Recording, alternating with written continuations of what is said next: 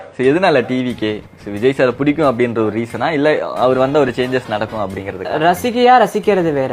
இவ்வளோ பெரிய ஆப்பர்ச்சுனிட்டி அவர் வந்து படம் நடிச்சா எத்தனை லட்சங்கள் எத்தனை கோடிகள் வேணா சம்பாதிக்கலாம். அதெல்லாம் விட்டுட்டு ஒரு மனுஷன் கீழே இறங்கி வந்து உங்களுக்காக நிக்கிறேன்னு சொல்றாருல்ல, அந்த மனசு வேணும்ல. அந்த மனசை நான் பார்க்குறேன். அது என்னால் சொல்ல முடியல. எத்தனை பேர் இப்படி இறங்கி வருவாங்கன்னு எனக்கு தெரியல. அவர் நினைச்சா எவ்வளவோ படங்கள் நடிச்சு எப்படி வேணா சம்பாதிச்சு போகலாம்.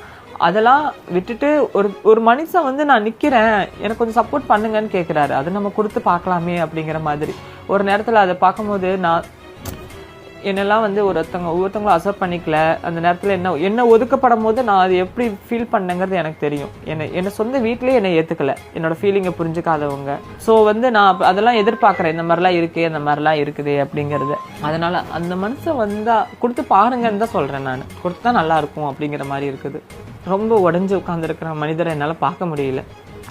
எதனால அது அந்த உடஞ்சு உட்கார்ந்துருக்காரு அப்படின்னு நீங்க ஃபீல் பண்றீங்க? ஏதாவது ஒரு சில ஒரு சில மனவேதனைகள் அவருக்குள்ளே இருக்கும். ரொம்ப நெஞ்சம் உடைந்து இதயம் நொறுங்கி தான் உட்காந்துருப்பாரு.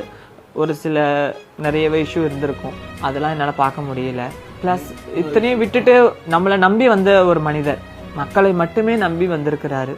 ஸோ நீங்கள் யாரும் விட்டுறாதீங்க தயவு செஞ்சு. அவருக்கு உங்களால் முடிஞ்ச போட்டுகளை அவங்களுக்கு வந்து கண்டிப்பாக கொடுப்பீங்கன்னு நான் நம்புகிறேன்.